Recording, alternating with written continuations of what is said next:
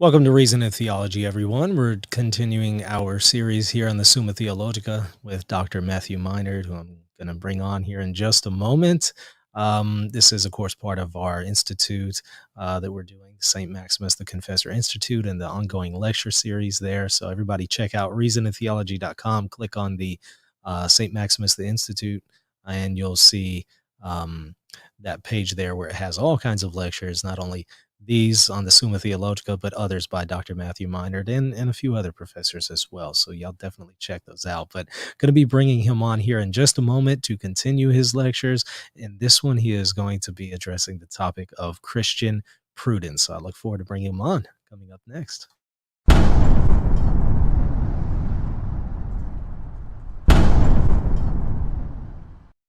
Dr. Minard, welcome back to the show. How are you? Good to see you, Michael. How are you doing?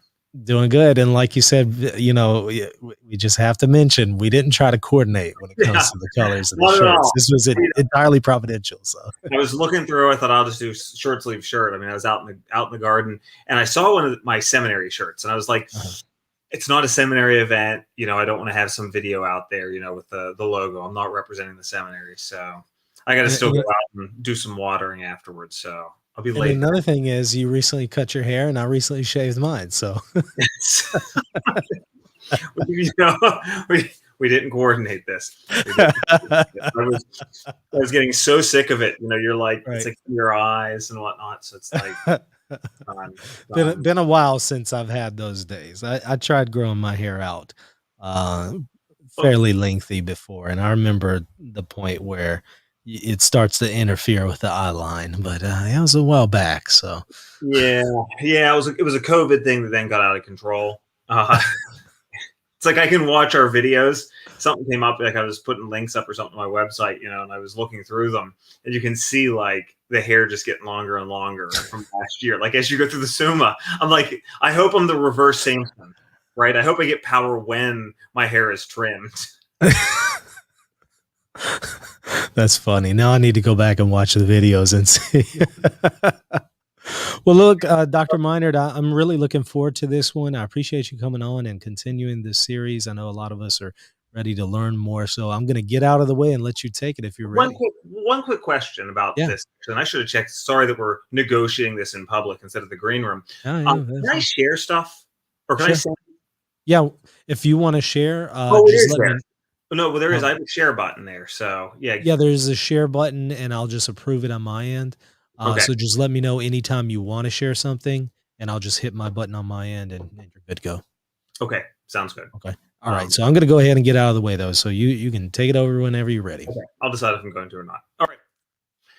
All right. The treatise on prudence. So again, I'm always starting saying I apologize to those of you who are following. Got to do our connective tissue, but pretty easy at this point. So we're in the second part of St. Thomas Aquinas' Summa in our long march along the way. And of course, let's just remember, it's good to touch base every so often as we're going through the text to not forget, because there's a little bit of a top-heavy nature to St. Thomas's approach to theology. Precisely because the truths of the inter-Trinitarian life and the general theology of the possibility of the divine missions and the basic metaphysics of creation and elevation and all the details of the moral life are all required as background knowledge before he can talk about, in his scientific manner, or what we could say is scientific sapiential manner, the wisdom manner, about Christ. You get this big lead up before you even get to the treatise on Christ. And this is a methodological, quirk of the Summa Theologiae. And in a different forum, I would talk about maybe ways that one could adjust one's theology a bit to make sure that the economy of salvation, which is clearly present in St. Thomas's sources throughout all of the Summa up to this point, lots of scripture, lots of the fathers being cited nonetheless, how to make the economy of salvation more central to the exposition. And I actually think that just by tweaking that, there could be so many misunderstandings, for instance, between East and West that could be avoided. Not our issue here today. But it's important to remember this fact as we move along, because we're going to finally be getting to the greatest of the truths of the economy, namely Christ, after we've handled all of this content. So the theologians should always remember that what one does in the treatise on the Word incarnate actually rolls back over so much of our content and is presupposed. And so there's a bit of rhetoric that in the background I'll be doing to try and, incorporate some of those truths. Although, just thematically, since I'm following Thomas, some of that gets lost as well. So the treatise on prudence marks an interesting point of inflection, we could say, in the moral part of the Summa, especially this second part of the second part, or what was called, as I've mentioned before, specific or special moral theology, the treatment of the various virtues. And so we've treated what we could think of as really the first great subdivision of the Secunda Secundae, the second part of the second part, namely the three treatises devoted to the theological virtues of faith, hope, and charity. These three flowers of grace as our soul is divinized in our intellect and in our will, strengthened with the light of faith, given the ardor and trust, we could say, that supernaturally empowers us for living our vocation, which we receive through hope. And then in charity, receiving the inflaming of the will that is God's own self-love, the love of God for his own sake, and his love of all other things precisely for his own glory, precisely because of his own majesty. And these are the soul of the whole of the Christian life then as it's lived. This is the soul of the virtues. And here we see as well, when we treat the theological virtues, how the word virtue has been transfigured in the context of a moral theological disquisition such as this. It's important to note this. Philosophically, at the level of reason alone, at the level of what one could say virtue ethics, we could speak of acquired virtues. Virtues that we acquire by our own practice, by, we could say, taking up the anvil and hammer, or the hammer and anvil, and pounding out through the exercise of moral reasoning and virtuous living, continued acts, the character of the fully fulfilled human person. This is the domain of he or she who lives according to the natural law. The acquired moral virtues are, yes, ultimately derived from our first source as creatures, God. And yet, they are more our act than anything that we would ever think to attribute to the theological virtues. These gifts which have God himself in his inner mystery as their formal object, God as mysteriously known, God as hoped in, God as love for his own sake. The theological virtues are the most gratuitous of the virtues, because through them, we, yes, love God as God loves himself, knows God as God knows himself, and trust in God because he is deserving of all trust in the order of divine providence. And yet, also, too, it's God's work most profoundly there, because it's God himself who is giving us the very light that irradiates our soul, flowing down to us from Christ, from whose capital grace, from his grace as the head of the church, we all then are divinized ourselves. Their gratuity is the highest. But yes, the virtues are also ours. And that's an important point. So Thomas is trying to straddle two worlds here. The gratuity, and yet also the fact that the virtues divinize us. They're not merely like light passing through glass, an image that Peter Lombard, for instance, used for charity. The exercise of the divine life is really ours. It's not merely as though God happens to move through us. He divinizes us. And for this reason, the Thomists can speak, and it's treated at great length often in the later Thomistic texts on grace, can speak of merit. That there is a sense in which God owes to himself, we might say, to give us an increase of grace, or to, we may say, more deeply enroot himself, more deeply root his life within our soul through our actions. And so in the entire domain of these theological virtues, the issue of merit is far more important than the acquisition that one speaks of in the acquired moral virtues, the philosophical moral virtues, the human moral virtues. And the human moral virtues will very often take the sound of what we are going to be discussing now for the next 4 weeks. Various types that fall to prudence, the perfecting of our minds to do deeds of moral grandeur. Justice and all the various kinds of justice by which our will recognizes the rights of others. The virtues of that are related to courage, by which we learn, above all, to suffer pain and fear, but also to have a truly thumatic soul, a bold and brave soul. And then finally, the virtue of temperance and all of its subspecies, by which we do not give in to desires precisely for the sake of those desires, but rather give those desires a rational cast so that they are truly human. We may say virtuous cast of character, as well as the divine cast, as we'll see here when we remind ourselves of another topic, very important. Because the Thomists pride themselves on something that I feel too often Thomists don't act as though they're proud enough of it. They don't make it thematic enough. St. Thomas notes, and we talked about this, he does this in the treatise on habits, or habitus, the habits treatise in the Prima Secundae, about the fact that the gift of grace, the gift of these new ends, these divine ends, these supernatural ends that so far exceed the created order in their transcendence that they should stagger us, this gift calls for new virtues. That the Christian has a supplement, according to the Thomist school. This is not something de fide, not something pronounced on by the ordinary or extraordinary magisterium, but it's something I think quite befitting, and I think it actually plays very well even to the experience of many spiritual authors and ascetical writers. The Christian virtues far outstrip the virtues that would be had by the mere mortal, the natural virtues, the philosophical virtues. That there is a sense in which one can be prudent, with a Christian prudence, that one has a justice which surpasses even that of the Pharisees, in the words of our Lord.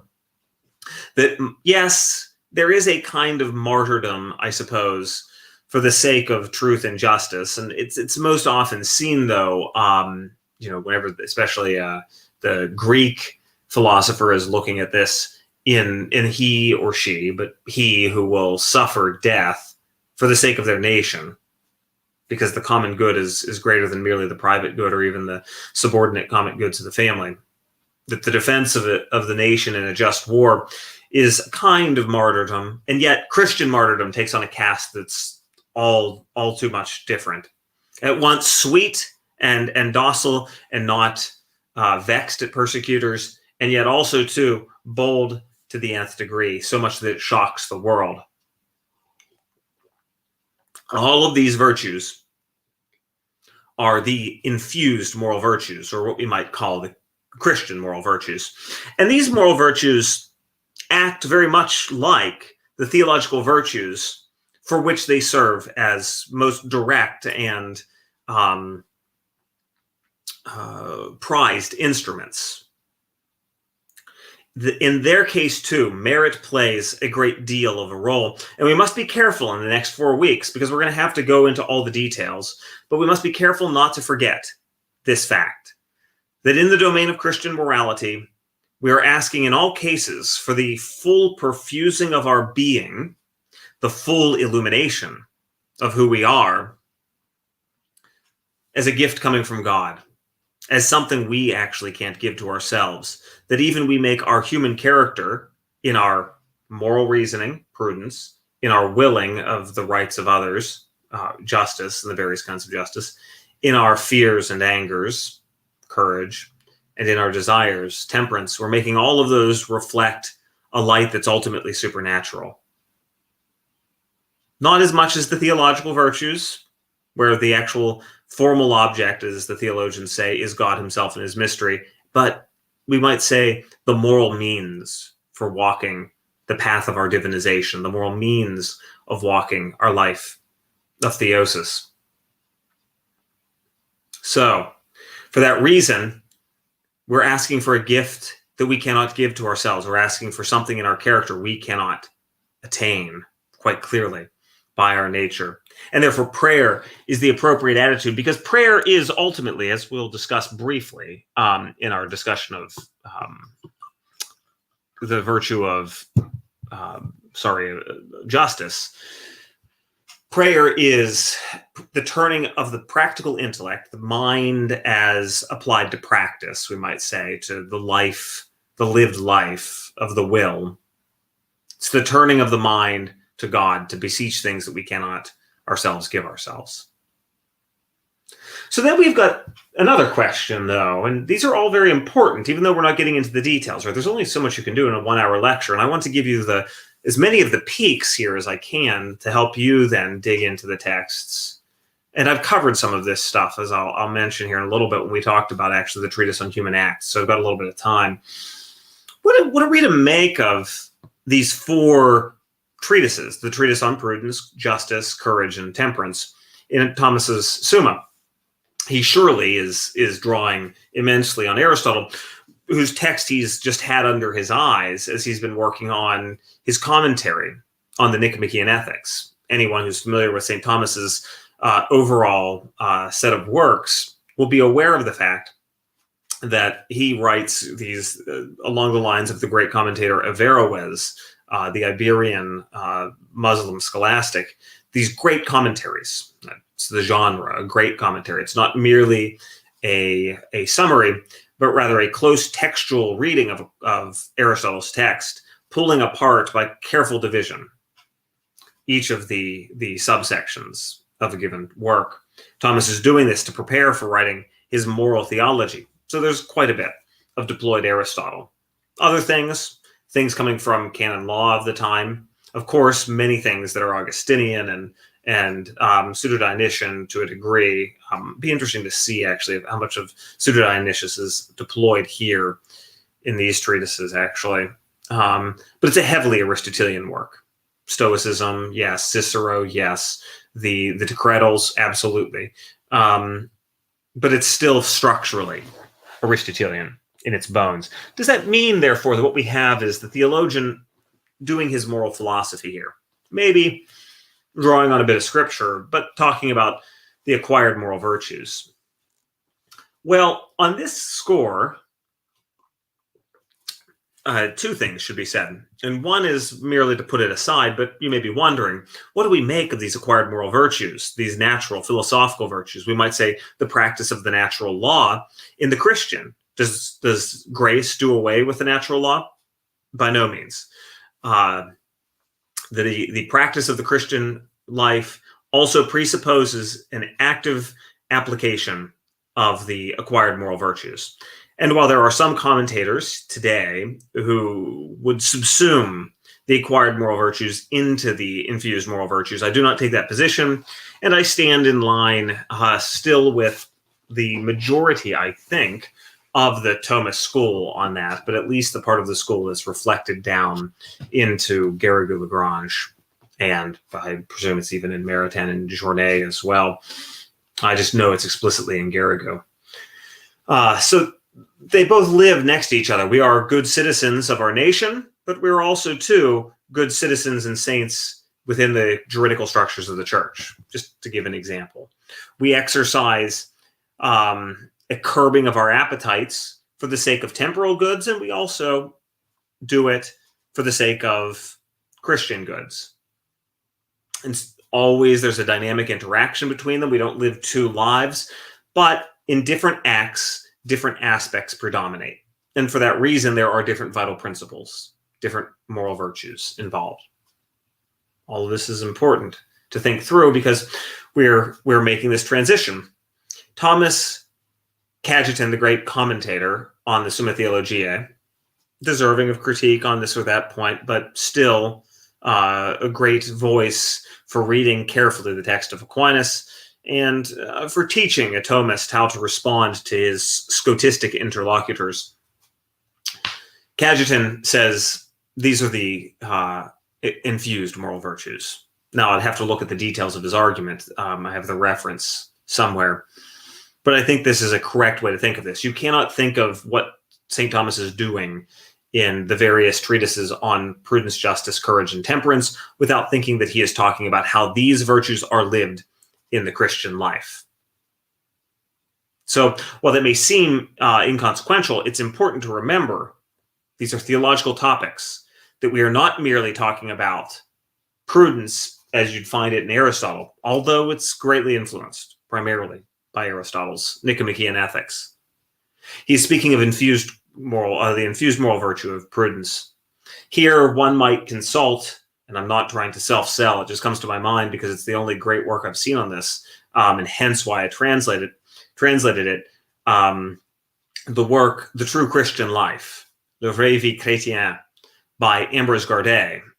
I translated it and have a copy of it coming out from Catholic University of America Press in the winter of 2021, this year, fall or winter. Everything's in, just waiting for layout to come back.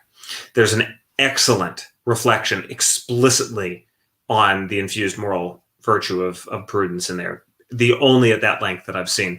Although one might, if you have French abilities, might look at the work of, I think it's of Thomas Deman. Looks like Deman, D-E-M-A-N. I'd have to double check though if it's him or there's another as well, Dominican. I can always look up. I should have had that ready to work on conscience, but he discusses a good bit this relative to prudence.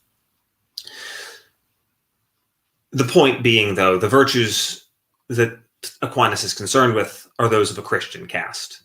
And you notice this whenever he speaks about, just for instance, we think of the detail, a lot of details about the virtue of religion that are not in Aristotle, that are most definitely in his treatment of justice. And although much of it might pertain to the natural law, you have to always remember he's also going beyond the natural law to the law of grace. And in Temperance, too, when you think about how he discusses humility, yes, humility is something that is actually a precept of the natural law, we might say, but he's speaking also of the infused Christian humility that we're called to by living the life of the gospel, and so forth and so forth. So let's just keep all of this in mind structurally, because all of a sudden I'm going to have to descend into details now about prudence that we have anticipated, luckily, in the Treatise on Human Acts. So there is the second treatise of, excuse me for a moment, the second treatise of the first part of the second part of the Summa Theologica, it's a bit ridiculous, is a treatment of the various stages of practical reasoning, how we go through our reasoning to come to a final choice and then self-command to do an act. And in that lecture, I discuss a great deal of the details of those steps. And so some of that I may gloss over precisely because I've covered it there as well. But prudence is interesting. So we have here a very odd virtue. The virtue of prudence bears witness to something we all know of. That, so like for instance, we were talking, I think even at the beginning together here, that I was out in my garden before this, so just watering. It was a pretty dry day today and most of yesterday. So whenever I was, building the above ground beds, it's a pretty simple affair. I mean, I've done some woodworking, so I, knew what to do basically. But as you're doing things, whenever you're trying to build something with a practical skill, you're looking at all of the possibilities of whatever is at hand, and how can I make the thing that, pardon me, that I'm willing. How can I make sure that I have a stable bed for this raised garden? Or, for instance, I was building a cabinet in my kitchen, and I'm looking at plans and whatnot, but also too, there are only certain materials that either I'm willing to buy or that are readily available at the given time. And so how can I use the materials at hand to build, the inner wall, the outer fascia, to put the trim on, all of that? Or I'm building a couple weeks ago, the lattices for the beans in the garden. And so I look around, I've got all this leftover plywood that's still over here in my shed. And I look at it, and I think, okay, here's what I'll do with my table saw: cut the pieces like this, get out my miter saw, cut them down, get it all together. It's nothing major, nothing all that pretty or special, right? But I've taken one piece of actually something that's already an artifact, plywood. I mean, that's all of this glued together wood. I've taken it and I've applied by my reasoning of a kind, a new form, the form of a lattice. I have imposed, by the causality of my art, a new form in reality. I have become what is called, in strict metaphysical terms, the extrinsic formal cause of the form of the lattice that now exists. By means of the various types of art that we can have, our intellect, along with, in a mysterious way, our cogitative power, as the scholastics call it, our particular reason, all of that ability that we have a flair for, that we share with animals, but is much higher, all those really high cognitive functions of the brain about particular things, I'm able to figure out how to put a new form into the material at hand. But let's take a notice here, and I presume that I talked about this before, but I'm not sure, because not all practical reasoning is cut to the same cloth. We shouldn't just say there's practical reasoning, end of all story. There are two different ways that our minds can be perfected here. There is art and there is prudence. They're not the same, and we must be careful lest we slur between the two of them. Because there is something already here in art quite different than speculative virtue, than the mere ability to do mathematical problems, to be a good metaphysician, and so forth, to be a physicist. That ability is purely intellectual. It involves investigation. It actually probably does involve some art because you have to do experimentation, but let's set that aside for now. In its essence, it's most primarily speculative. But whenever you start trying to apply something new in reality, the human will is exercised in a new way.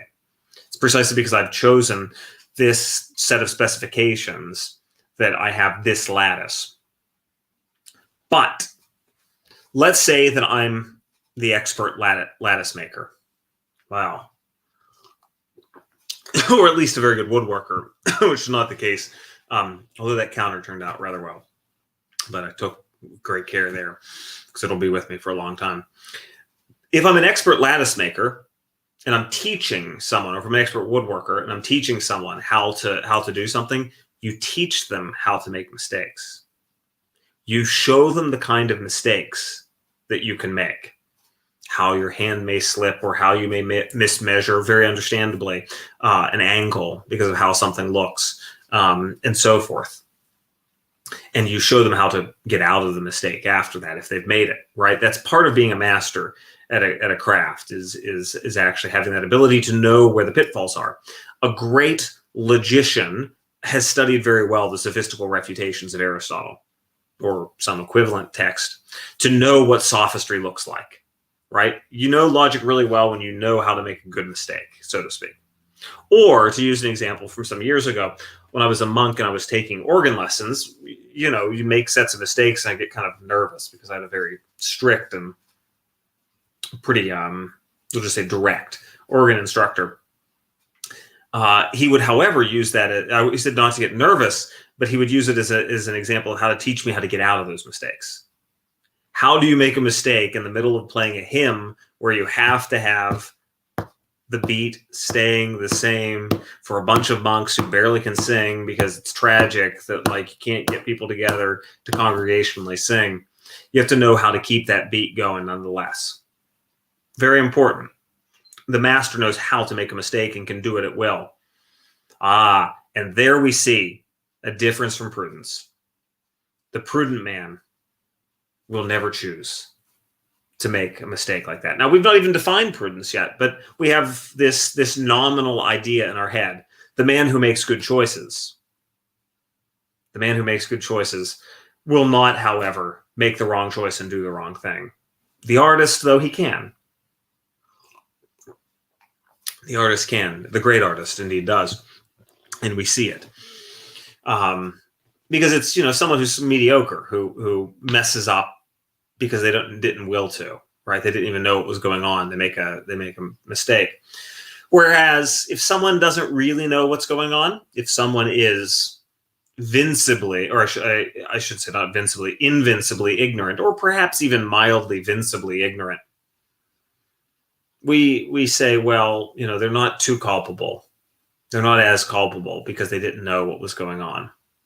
They sinned unknowingly. It must be voluntary. Voluntary actions are necessary. let's put a pin there and remember that we're, however, making some room for debate and discussion with the Eastern notion of involuntary sin, but that's not our problem here today. Nonetheless, the prudent man does not voluntarily make a mistake. The prudent man does the right deed.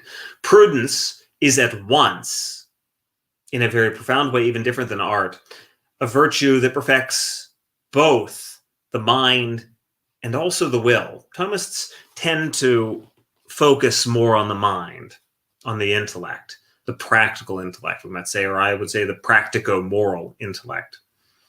And let us remember, it's either naturally or supernaturally as infused.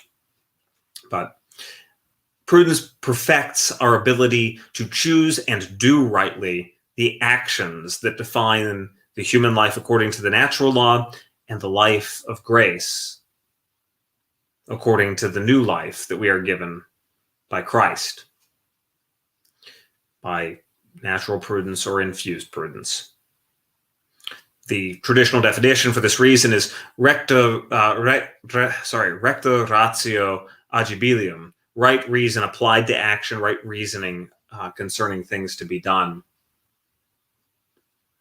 But let's be careful. This is not merely the domain of intellect looking for the right thing to do, and here's the one thing to do.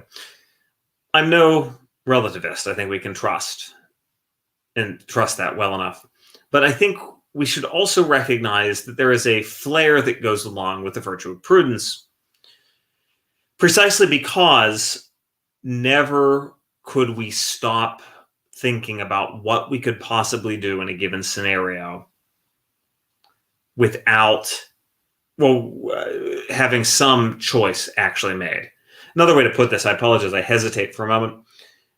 Ultimately, because of the deep thirst of our human will for that which is good, the will will never be silenced unless the will itself determines itself. But the will can only determine itself if the mind directs it. And so the will and the intellect play upon each other. And I apologize that I'm being a little bit loose with the words intellect and mind. I should be saying intellect and will. The intellect gives all of the specification of our act. By our minds, we know what to do, but we do what we know we ought to do because of the will. And so prudence involves virtue. It involves virtue in two different ways. It presupposes at least some incipient virtue about the ends of moral actions. So yes, the theological virtues, but also too, it presupposes that we have some incipient justice, courage, temperance, and their sub-virtues as well. We must first intend the end to be achieved, and go back to the Treatise on Human Acts lecture where I break this out more, before we can then undertake the action of prudentially finding the way forward. We take counsel and we deliberate about what we are going to possibly do. We then make our final judgment about what to do. And then we have to command ourselves to do it and sift along throughout all of the difficulties. Well, let's think of, a possible scenario. And so, I should probably have written them out, but my wife, I messaged her. She's away this afternoon. And I said, well, what should I use as my example for prudence? She said, well, try to use some kind of family example, right? It's too easy to come up with an example of moral reasoning that just sounds like some little unfolding thing, some kind of like quick choice, at a stoplight or something like this.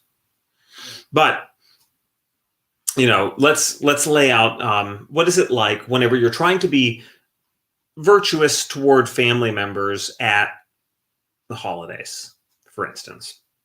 So what is the kind of reasoning one undertakes? So how did we think through, and I'm not trying to hold us up as paragons of virtue, but in the hopes that we executed correctly, how do we celebrate Christmas adequately? And so, I have to canter a couple of the liturgies associated with Christmas. And we want to make sure that our children have, a sufficiently religious experience of Christmas, right? It's not all merely the Grinch stole Christmas. And Yet we want our family to be involved, right? We don't want to be the religious weirdos, right, who basically don't do anything with family because, we have liturgies to go to. And yet we want to also encourage them to be able to come to liturgy.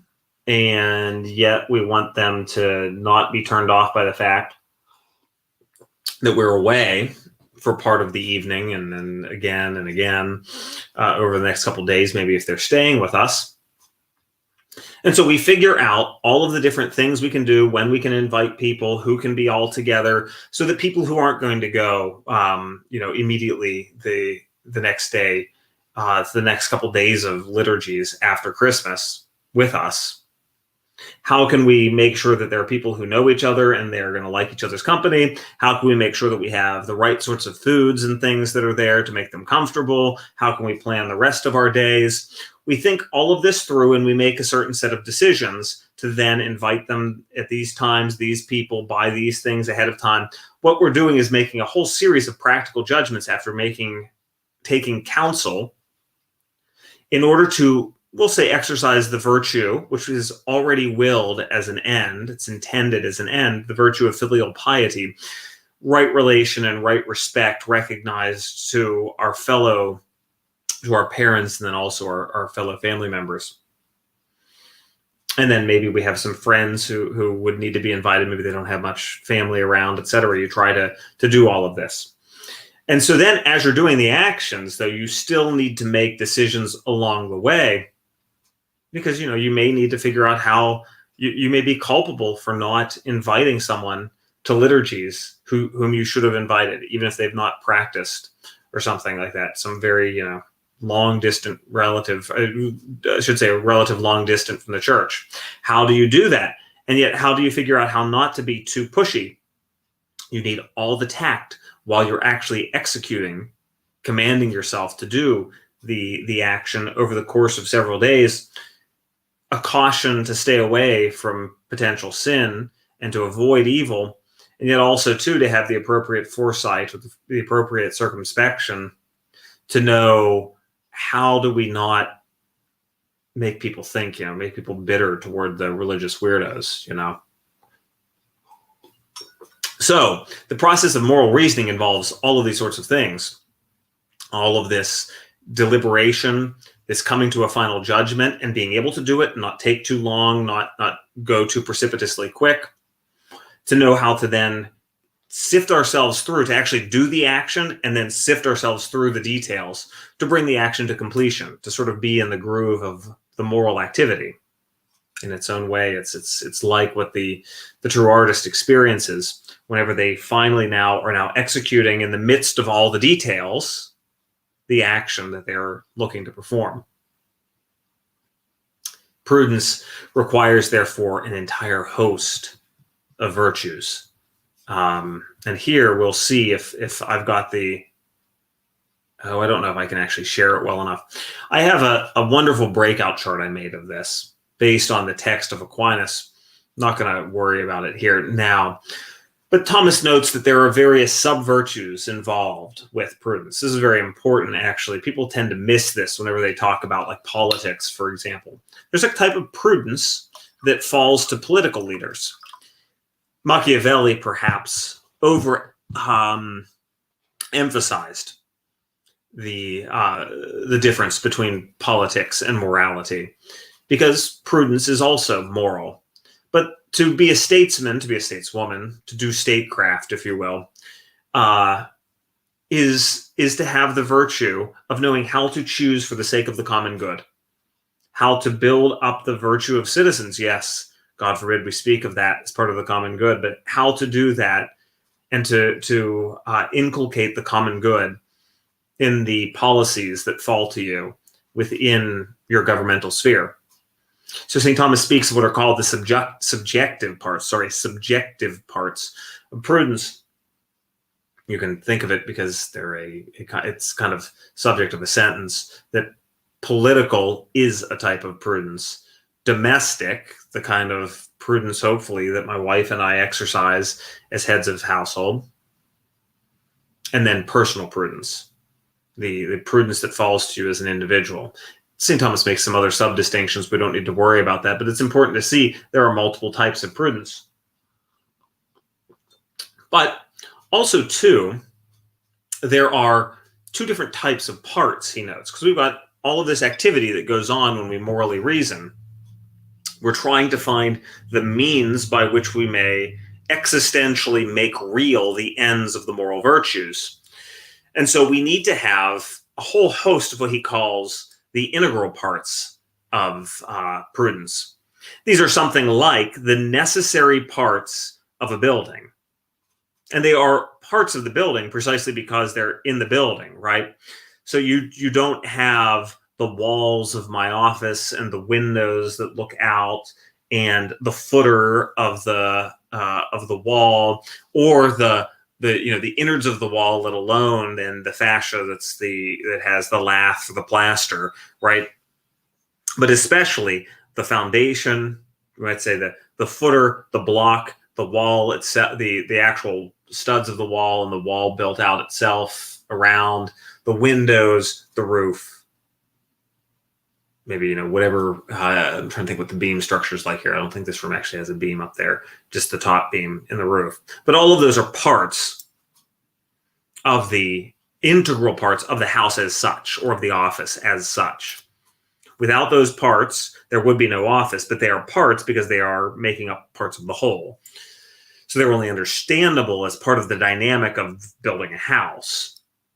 So too with the integral parts of prudence. He has these 8 integral parts. Mostly it's Aristotelian derived with I believe, I'd have to go back and look at the text, bit of stuff from like Cicero and others peppering it. But he notes there are 2 different aspects going on here.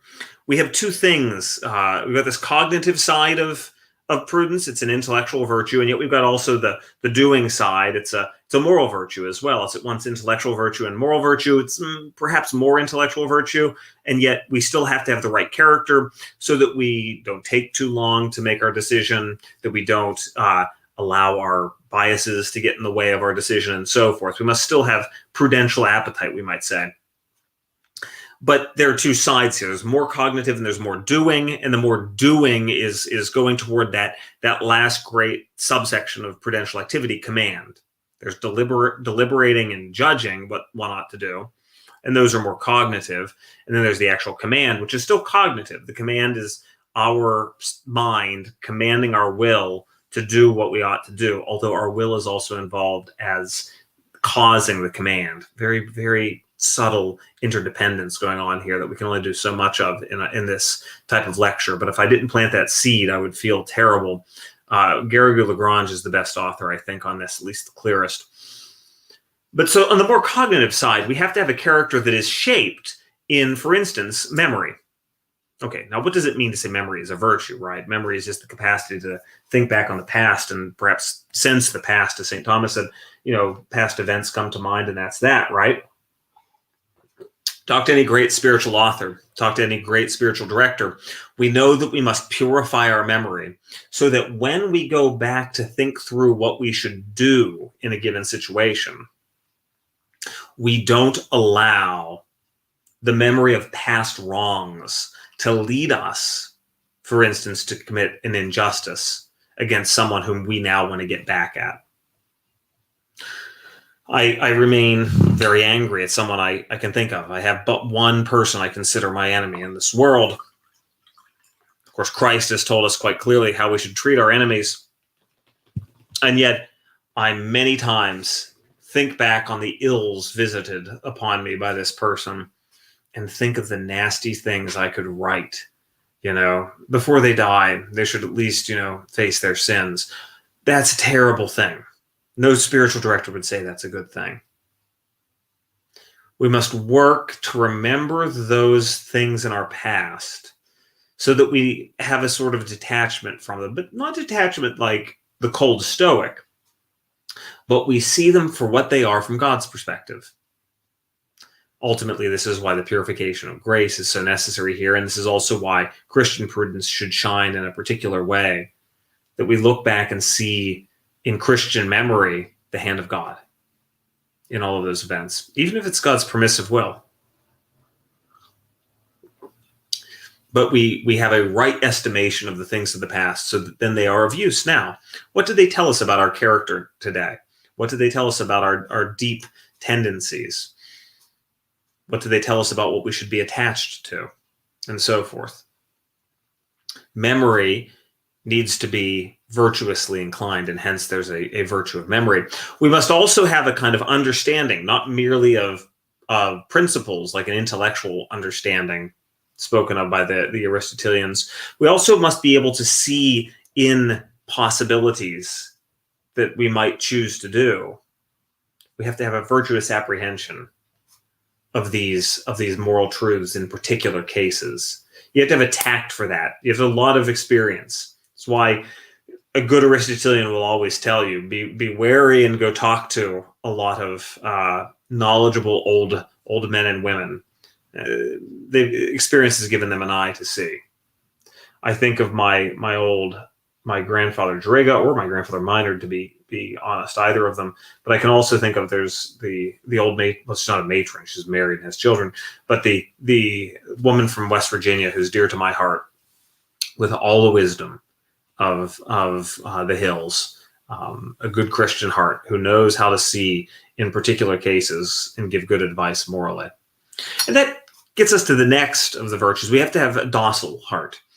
We must, as we go to acquire or look to get the knowledge that is necessary as we chart our way forward, making a decision, part of deliberating is being humble enough to go to someone who knows better than you, someone who has experienced this, someone who knows your character. One of the great sadnesses of losing one's parents or one's spouse or a sibling is that you've lost someone who knows you.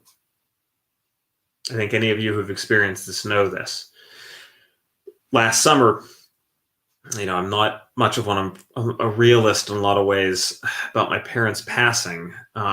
Sad, right? And I've grieved appropriately, but I've had a number of even parental figures who died kind of in sequence before my mother did. So I think I'm forever sort of a little bit shell-shocked by it. So it's not like my wife or my daughter has seen me weeping over the printer thinking of my mother or something. But last summer, there was something I was very angry about, and I couldn't put it into words, something injustice with regard to something or other in the church, actually, I think. And I was so angry, and I couldn't figure out how to express, my frustration. And I wanted to articulate it because I wanted to be able to justly appreciate, what I should do then next. And I just started weeping because I thought, she's the person who would have known. My mom would have understood me. I would do this with my dad and my stepfather whenever I'd call him, though, as well. You call him not merely to say, hey, Dad, what would you do in this case? Although that's important. But you also know to go to someone who's ready to give you advice about yourself. Docility. Docility is a virtue. You have to learn to practice it. Now, of course, you can fail by excess. You can keep calling Dad and Mom and never get around to doing anything. You can sin, therefore, against the virtue of prudence by taking way too long to deliberate. Absolutely. But you need docility, which is the virtue that leads you to at least aptly and virtuously and for the right amount of time about the right things to go for advice. Yet you also need to be able to kind of grasp the course on your own as well. You need to then listen to what they say and be able to, not sure what that is. I have to unplug something here, actually, in my office. But you have to be able to see in their advice the right path. You have to have the shrewd eye to be able to then move forward. And then finally, too, you need to be able to do all of your deliberating well. And so St. Thomas speaks of a virtue of reasoning as well. And we could talk about that if you so desire. What does he mean by it? It's virtuous reasoning in practical deliberation. But then whenever you actually go to do something and you're no longer deliberating, you're no longer coming to your choice, your final judgment and choice, but you're now in the midst of command, you have to have the foresight while you're doing something. You go to battle. right? You've decided your course, you've chosen to go to battle, and now you're going to battle by command. You're still having to do the action, right? It's not as though, and this is why these little examples are bad. It's not as though you're like, well, I'm giving a lecture on St. Thomas, and I, intend to give it well without ruining my voice. Oh, I choose to pour water and drink it. Moral choices, yes, sometimes are like that, but very often they're over a course of time. I have to execute, right? We're spirits immersed in matter, and so our moral actions dilate over periods of time. It's actually, this experience is some apt analogy for the aviternity of the angels and how their choices dilate over whole swaths of time. It's not the same, but it helps us to see duration and not just merely time. That's an aside. I apologize. Welcome to the world of live lectures. But we have to do the action. In the midst of doing the action, you have to be able to have foresight to see what's going to happen as you're doing it, right? Not merely foresight while deliberating, but now foresight in the midst of doing it. And you need to be able to then have a kind of, as St. Thomas calls it, circumspection. You just be able to compare the means that you're going to be, doing. You've chosen, I'm going to make this decision. I'm going to take this path. I'm going to recognize this duty, and here's how I'm going to do it. And yet, how am I going to incarnate those means in particular circumstances? There are all kinds of different ways that you can make your ultimate choices. And so you need to figure out how to virtuously do that. It's like you can stand up in one way, but there are many ways that you can tilt and fall. And then finally, you're in the midst of many evils. And you have to know how to avoid the evils that are hidden in various circumstances. Not to be overly political, but I'm reminded of I was at Pittsburgh at a symphony. Someone asked us, they had extra tickets, friend of ours we hadn't seen for some time. And we were downtown a few years ago now. Someone had gotten him 3 tickets, said, take 2 friends with you. And he, a priest, and he's walking through downtown, and it's the midst of Pride Week. It's, it was just a week at that time, actually. And it was crazy. It was bedlam. And we were like, my wife and I are like, what in the world's going on here? Then we realized, oh, okay, it's the beginning of June. This is what June is celebrating. And he comes walking down along. He has this aloofness, and he's just walking along amid people. And he said to us, he says, it's much like Rome, isn't it? Well, let's go to the theater. And that kind of, that's not what caution is like, but it's a certain, I don't know, there's a levity you can have in your moral action where you're just trying to go about avoiding the evils of the world while doing the good. And sometimes this is dreadfully serious, and I don't want that to be the only example, but all of a sudden while I was talking, I couldn't help but see him walking through that crowd. He's a tall and thin man. It was just funny. So what we have here are the 8 integral parts of prudence: memory, understanding, docility, shrewdness, reason, foresight, circumspection, and caution.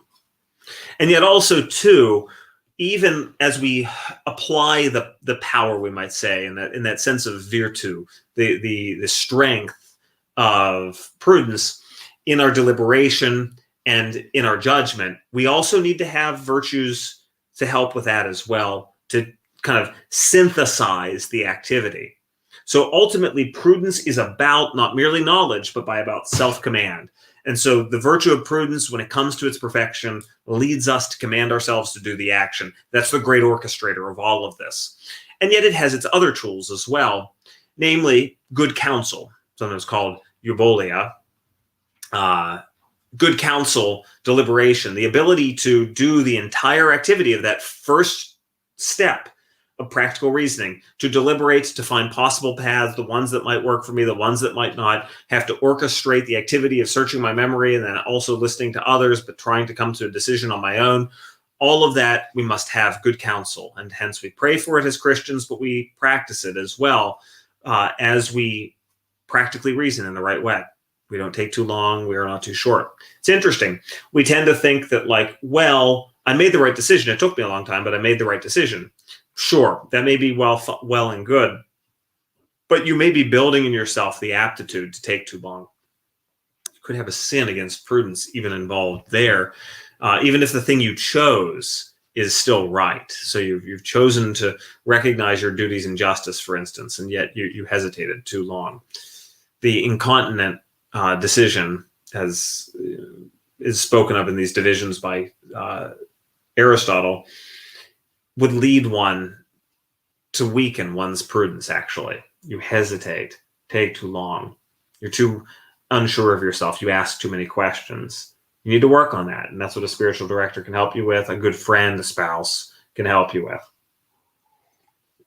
But also, too, coming to our final practical judgment, coming to our final choice. The choice is actually the will's action, but the two interact with each other.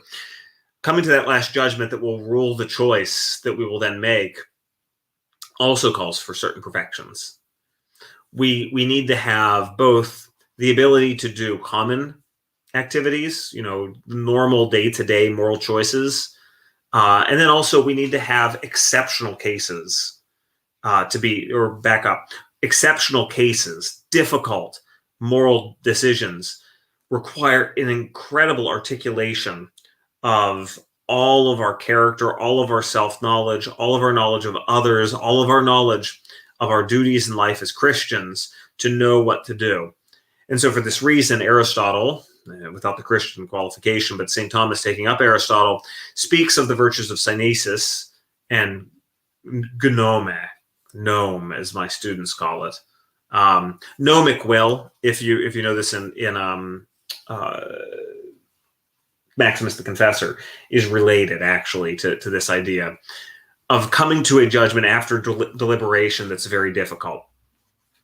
Pope Francis, if I remember correctly, at one point in some document, speaks of the virtue of epikeia, sometimes translated as equity, which is a type of justice, the ability, we might say, to see the spirit of the law and not its letter. And there are times where this is actually necessary. The letter can kill.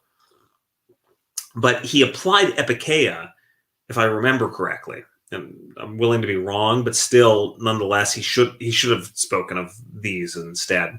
He applied epikeia to these sorts of difficult decisions. It was an analogy he made. Well, I just got so mad when I read it. I thought, if you knew anything about what they used to say about what we could call good judgment and good judgment applied to difficult actions, synesis and gnome, you'd know that there's room within Thomism to do this without applying to virtues that are in a different domain, like that of justice. You need to have a character in order to choose in Christian conscience the way forward, that's ready to be on your knees and beseech God for guidance. Hence, you need to have these other potential parts, power parts, they're sometimes called, to guide your counsel and to guide your judgment. And how appropriate that we get there, even though we could have spoken of the various sins against prudence, but I guess we don't have much time. But falling short in any of these domains, but especially considering the three big domains of counsel, deliberation. So deliberation, judgment, and command, that helps you understand the kinds of sins. But the tough cases, are they so infrequent actually, require us to pray. All of the Christian life, though, requires us to pray. And so we see now, we come back to this idea of the infused moral virtues, infused prudence. And of course, that's good in itself, but what are we praying for? Are we praying for merely just passing inspiration or like the flicking of God over our memory so that we might remember the right scriptural verse? Or above all, are we praying that the Holy Spirit may guide us? And for this reason, Thomas, taking up this model from St. Augustine, numbers among the gifts of the Holy Spirit that apply to the truly prudent person, the truly prudent man or woman, the gift of counsel, that the Holy Spirit may guide our minds so that we may look at the world and our choices through God's reasons, that we may evaluate not speculative truths, the truths of the faith, as was the case when we considered the gifts of knowledge and understanding and wisdom even. Not meditating anymore, we're active. We actively look at the world according to God's own judgment.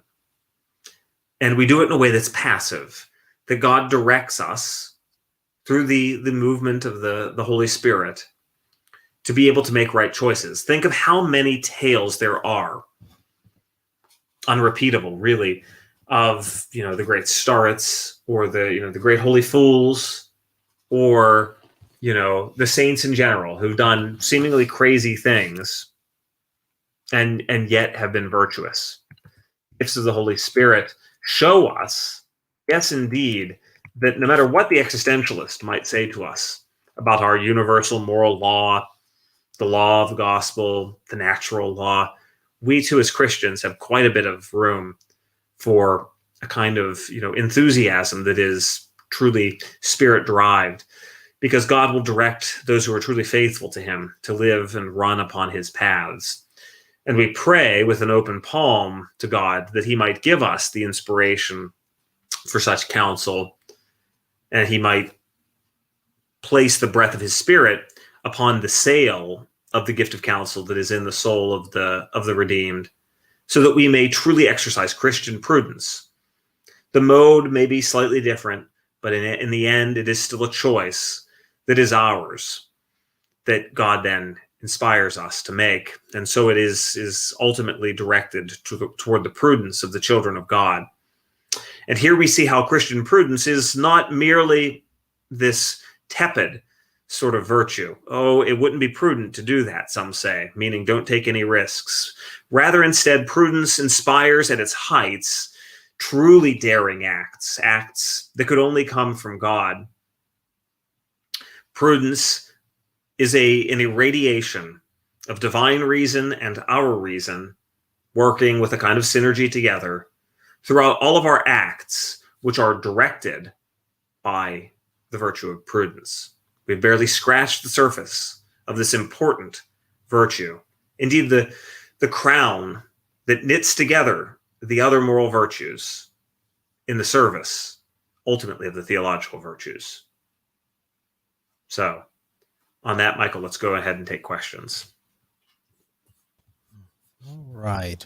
Looking for some chat questions here. Make sure to send them to @ReasonInTheology. I hear some music playing. I didn't know if that was me on my end. You never know. Whoa, yeah, hold on. We got that. Yeah, I hear something. Okay, we're good. Maybe a window is open in the browser. We're good. I had it open actually by accident. No problem. I didn't know if it was on my end though. But yeah, y'all go ahead and send those chat questions. Make sure to send it to @ReasonInTheology. Usually takes a second here to update. But before we get to some of those, because I'm still waiting on them, tell us what we can also look forward to next time, Dr. Meyer. Yeah, next time we're going to do justice. Now talk about, I feel like there's stuff I really should have talked about today, like the way that prudence interacts with the virtues of courage and temperance in a different way than justice. It's actually a really important theme that you could do. I could do 15 minutes easily on. But prudence is questions 47 to 56. We're doing justice, which is questions 57 to 122. It's huge. The treatise on justice. So we're only going to be able to we're going to be doing the sub treatises is what I'll basically do things on. Are there any sources that you would recommend on prudence outside of the Summa that you can think of offhand? Yeah. So, I always recommend that companion to the Summa by Father Walter Farrell is always good. Garrigou has a really good overview in the book I translated, Philosophizing in Faith. I think that Father Cesario, if I remember one of his books, I can't remember if it's the white bound one, has a really good treatment of prudence as well. And then for me, rhetorically, the best treatment of this is Gardet. The Gardet treatment, where he goes through all of the different virtues, but he does it in a totally non-pedantic way with warm blood, a true spiritual master laying it out. Gardet is the true Christian life, which I'm going to have coming out with CUA Press. Part of the reason I translated it was for that essay. because I had never seen something that good in anything. So This one is the one we used at Christendom, The Christian Life by Francis L.B. Cunningham. Have you oh yeah, I don't own a copy. Is that Cunningham? Is it 2 volumes? This one is one volume. So But I think I remember seeing that. I think it's a very faithful text. yeah, I found it to be really helpful, although I didn't Well, read the whole thing cover to It's cover. like one of these things where I want to say, like, the Garrigou Prudence essay, though, gets a couple things that sometimes these textbooks miss. There's also Maritain. If you've got a listener who's a little bit more advanced, in his book, Existent in the Existent, the essay called Action is really good. And it's pure Garrigou, but it's so, that's a great essay. And then also, too, it's in the midst of it. So it's about the definition. It's about moral virtue, but the definition of moral virtue by Yves Simon. Oh, that's a good text. That's a great text. It is basically a meditation on Aristotle's definition of moral virtue in Book 3 of the Nicomachean Ethics. And all he does is carefully work through everything that you need to know so that he can then just do like the one little line about that. But he does it for like 100 and some pages. He's just a master pedagogue. It's really brilliant. And there's something about prudence, because prudence is presupposed by all the other moral virtues. Like if you read Aristotle's definition of the virtues, he's got that little caveat where he says, right, it's about choosing the right thing in the right way, in line with the virtues as the prudent man would do it. Because ultimately the details of the virtues can't really happen unless you have prudence, right reason applied to action, phronesis, directing your actual execution. It's like an empty intention without having prudence. So ultimately, the prudent man is a kind of measure of the moral act. The prudent man is the one who really, it's why, like, when you do something and it's not like, okay, you do something that's clearly intrinsically evil, almost anyone can look at you and say that's wrong, right? But whenever you're stuck in a really tough situation, someone has to know your soul and how prudence was exercising itself in your life to be able to say whether or not that act you did was virtuous or not, right? Because what they're really telling you is that was an act of some kind of, interpersonal justice. That was really an unjust thing. It's because they share in that prudential reasoning. They see how you were measuring. You were vicious, and because you were vicious, the act was vicious. You have to be very careful not to fall into relativism with this, but it helps to prevent the Thomistic approach from also being mischaracterized as a kind of like empty formalism like Kant. So Victoria asks, are the virtues distinct in God? If not, how are they distinct in us? More of a general question. So, well, no, they're not distinct in God. I mean, some people might get worked up at me about the divine simplicity stuff. Like, I feel like I've burned my hand on the candle. They're not distinct in God. And this is one of the reasons that you have this great theme that comes out of the Augustinian lines. But I mean, I think almost any good spiritual mind is going to say ultimately all the virtues are somehow a reflection of charity. I think he actually, in one place, Augustine says prudence as well, but of charity. Well, ultimately, all the virtues are some reflection of God, but because we are such potential creatures that we're spread out, not even just like the angels as intellect and will, but we also have the passions that have to be, the emotions that have to be regulated. All of a sudden, we have memory in a way that the angels don't have. I mean, whatever we might say about spiritual memory, we've got memory and imagination and things they don't have. We need all these character traits that kind of spread out. And for that reason, it's like our soul is made up of multiple reflections of the divine in all of these virtues.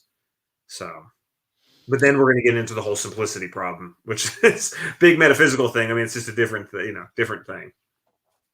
And we covered that in previous videos. Exactly. Yeah, we'll just move it away.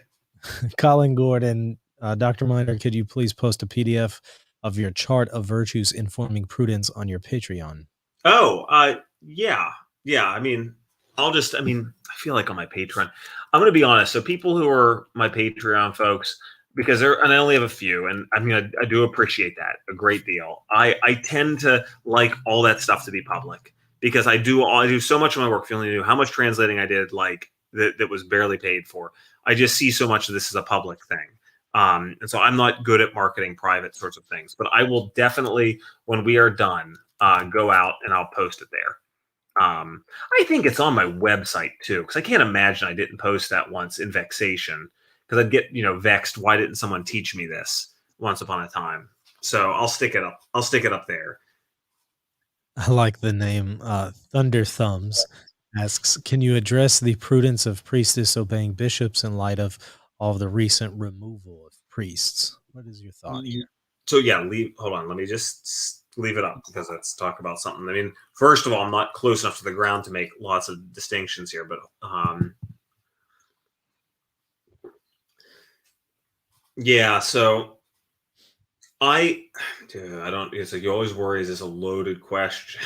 So you shouldn't try to read it. You should just try to be genuine. I live in a dialogue world. You can go ahead and pull it down. So, for instance, I don't even know who Father White is. I do know Father Altman, because that comes up a little bit more. I live in a world as a Byzantine Catholic that is less touched into this stuff. Now, I know it because you can't help but see it. So, it does come across my desk, but I don't have that same, I got to see what's on, on the conservative Catholic media thing that I used to have when I was Roman Catholic, because you'd also go to those sources because they're dealing with things within your own sui juris church, which is like, now it's like, it was Corpus Christi. I mean, Corpus Christi is a great feast day. It was this past Thursday on the traditional calendar. It's not on my calendar. So like, what I mean? I'm just not going to go looking for Corpus Christi devotions. Not because I'm against it, but it's just not part of the Ruthenian tradition. Now, that being said,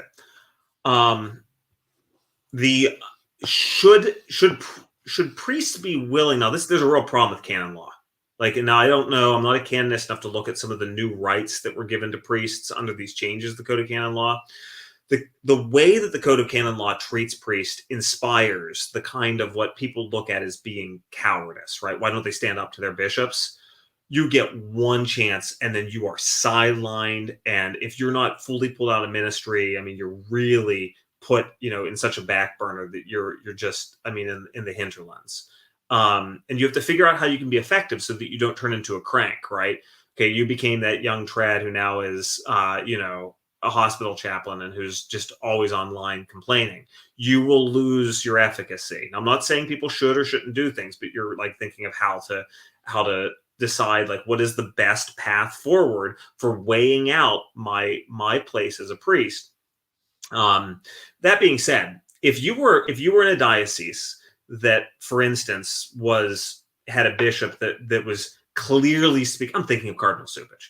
If you're in Chicago and you're with a bishop who is looking to say that the current president of the United States should be receiving communion, when it is clear, based on the dicta of Ben Ratzinger, you're well within rights and should be actually standing up against your bishop's machinating to have the USCCB avoid talking about this. Now, you, however, as a prudent priest, then think through, how can I exercise this with my other brother priests, with lay theologians? There are a lot of people who teach morals at seminaries, for instance, who would like to have some backing here. And you figure out the best means for then protesting and not just being a crank, correct? Now, I'm not saying, like, for instance, Father Altman's a crank. Father Altman, though, does mouth off a bit, I feel. But to that degree, it's like I'm not getting overly involved. Although I do kind of wish he would calm down a bit. He's got his duties as his parish. He should just do that. The internet has made everything too nationalized and too internationalized. That being said, though, many priests should be more inventive this way, but they're so afraid of their chanceries, rightfully so. But at a certain point, the pushing of the rights of priests will then lead to reform that way. But it is I'm going to be very clear, though. When people get mad at priests for being cowards, it's a tragedy how abused they can be by their hierarchy. I've known too many priests who've been put on ice. It makes me, I'm glad there are these changes. I think that, church law needs to learn some lessons from, modern legal practice. So I talked around it, but, there you did see there's this prudence thing going on in my mind. So you're a Chicago priest. It's like you and every other faithful cleric should be basically taking up arms in that case, because it's clear what your bishop is attempting to do. And you need to do it in a way that doesn't undermine his authority, but that does stand completely against him and his machinating with the USCCB. But then, fellow bishops should be doing more of it, right? Sure. Fellow bishops should be doing it as well. I mean, this is something that really has me frustrated because it's so obvious. I always tell people, it's like on the abortion question, it's like, this is so easy. It's natural law stuff. This is not even like, but then again, if you look at the history of Christianity, right? Christianity comes into the ancient world and had to purge all of that out of it, right? So in another sense, it isn't that easy. But I'm so mad that they make us look crazy. More, we're more Catholic than the bishops and the Pope, is what they say. Anyway. Kevin asks, well, you have associated the virtue of prudence with people who know you. I know someone who is struggling in seminary due to a lack of his formators actually taking time to get to know seminarians. Can you give some practical advice to help seminarians in this situation? There are actually a lot of them. Yeah, I mean, this is a real issue. I mean, whoever is with practical advice, I mean, the practical advice should go to, of course, the director of, especially, here in the United States, we speak of these pillars in formation, the human formation pillar, human and the spiritual formation pillar, need to have assigned to them someone who is, well suffered, someone who knows the vicissitudes of life, who knows, the complexities of life, who has the patience of character to see how character develops, and is not naive, right? Like, they can pick out a bad character or logical flaw and doesn't let them continue on through seminary. But, they're not, human formator, your human formator or your head of spiritual formation is not, of course, like a friend.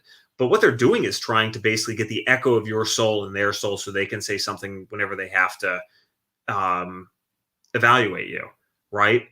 And if you just have if you have someone who's not really actually had the knocks of life in that position, I think that they're going to become little tyrants. This can be a real problem.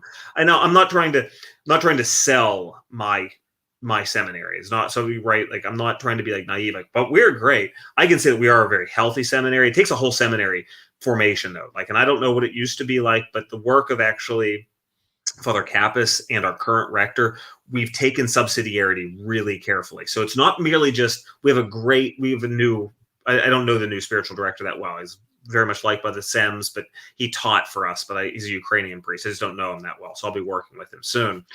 Our previous one was a very good guy. I really think highly of our human formator, 60-year-old guy, was a Roman Catholic, became Ruthenian, has been Ruthenian for a long time, married, is a priest, just has a good soul. But it's not merely on his shoulder. It's the whole culture of the seminary that if someone comes to Father Christian and complains about something I did in class, or someone complains about, the director, or Father Will, our former director of spiritual formation, to him or to the rector looks at them and just says, did you go to him? And it's part of the policy. Everything is that you actually go back to your brother, you address it with him. They go to Father Christian and say, Dr. Miner's too much of a Thomist in class, that kind of thing in the culture then helps whenever you have pastoral human spiritual formation being done, right? Because the institution itself holds in check.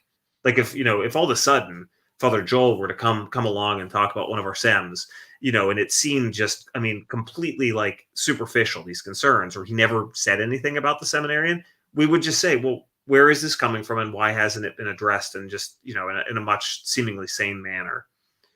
This is a real problem. It's a real problem. Seminaries and also religious life do breed a culture where, when I was a monk, this is a good example, then I'll be done. I know some people are wondering why is he going on about this, but the person's asking such an important question. If they're involved in formation, they should be thinking about this. My formator, whom I liked in the juniorate, we took yearly vows, he'd say to us, buddy, people have been talking. And it would be something about being too traditional or something, whatever. And I would say, who are these people? They've never come to me. So, that's, from what I understand, there had been, it's very natural in any institution to fall into that.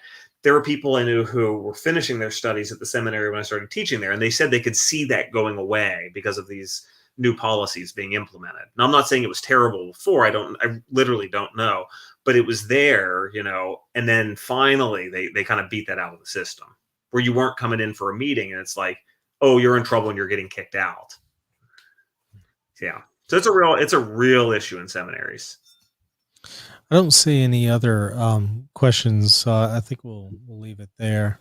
Doing one last scan, making sure I didn't miss anything. But yeah, I'm not seeing anything. So yeah, we'll go ahead and end it there. Dr. Minard, as always an honor to have you on. I appreciate your time so much. I know how busy you are. Well, at least I have an idea of how busy you are. And so I really appreciate you coming on. We're all busy. We're all busy. It's just I live in words a lot, so it feels really busy. So. You got a lot of classes, a lot of books that you're translating, and then adding on top of this, you do this the lectures twice a month. So I really do appreciate you doing that. We're all grateful. I'll be raining justice down on people next week. Yeah, in 2 weeks it'll be about the topic of justice. All right. Do you have a plug that you wanted to put in for anything you're currently working on? Plug, it's continued plug, I guess, because by next time around, I think I'll have them so I can hold them up to Mystic Common Sense, which is a translation of Garrigou-Lagrange's Le Sens Commun, famous text that was written during the modernist crisis originally, and then he reworked it a little bit in its third edition. He kind of I think it was the second, whichever. He reordered it a little bit, so it treats some real just basic bare bones of stuff of Thomism that are really important in the modernist crisis, and then especially it's all kind of a build up for dogmatic development in his discussion of the orthodox way to talk about dogmatic development. So excited for that book. And I got the 790 pages of the first volume of De Revelatione. I got the proofs. So moving. That's a lot. A giant tome. They're two. The other one's about 600. Wow. I could never imagine even writing something that long, let alone translating it. Well, when I translated, I'm like, oh my gosh, he wrote this. Right. I know some of the stuff he based it on, like for some of his bones, but it's a lot of text.